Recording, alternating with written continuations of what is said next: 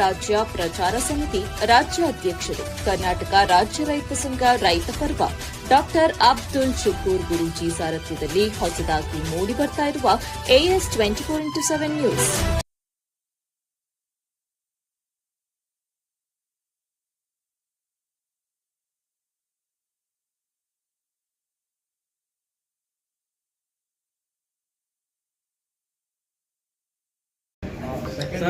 Check ಮಾಡಿ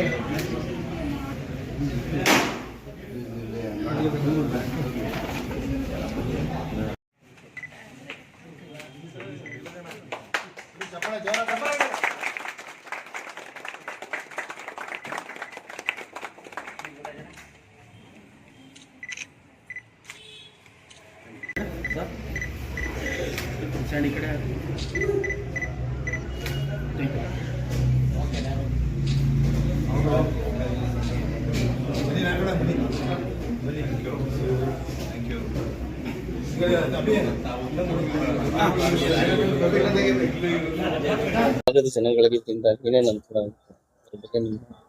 ಈ ಸಾಲಿಗ್ರಾಮದಲ್ಲಿ ಭಾಗದಲ್ಲಿ ಇವರು ಇದು ಓಪನ್ ಮಾಡಿರೋದು ತುಂಬಾ ಖುಷಿ ವಿಚಾರ.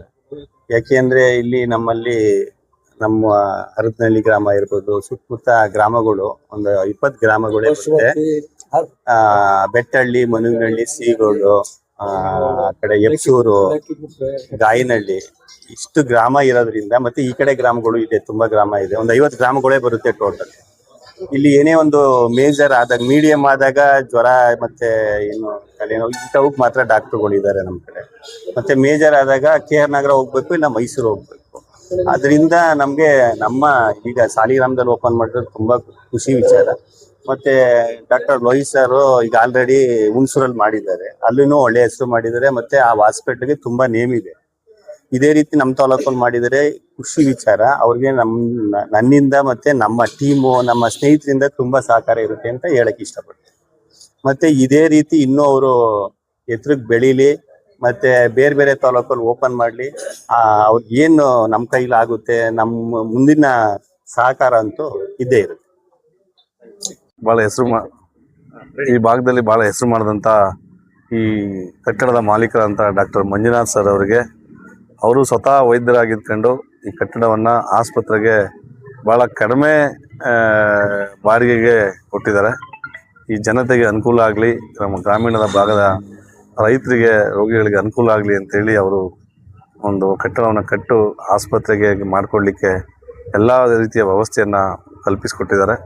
ಅವ್ರಿಗೆ ಈ ಜನತೆಯ ಪರವಾಗಿ ಮತ್ತೆ ನನ್ನ ವೈಯಕ್ತಿಕವಾಗಿ ವಂದನೆಗಳನ್ನ ಹೇಳಲಿಕ್ಕೆ ಬಯಸ್ತೀನಿ.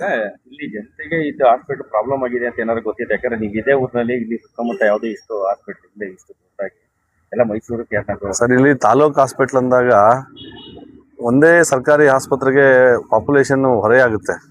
ಅದನ್ನ ಶೇರ್ ಮಾಡ್ಕೋಬೇಕು ಅಂತಂದ್ರೆ ಖಾಸಗಿ ಆಸ್ಪತ್ರೆಗಳು ಬಡವರಿಗೆ ಕೈಗೆಟುಕೋ ದರದಲ್ಲಿ ಚಿಕಿತ್ಸೆಯನ್ನು ಕೊಡಲಿಕ್ಕೆ ಮುಂದೆ ಬಂದಾಗ ಅಲ್ಲಿಗೂ ಒತ್ತಡ ಸ್ವಲ್ಪ ಕಡಿಮೆ ಆಗುತ್ತೆ, ಮತ್ತು ಜನರಿಗೂ ಸ್ವಲ್ಪ ಅನುಕೂಲ ಆಗುತ್ತೆ.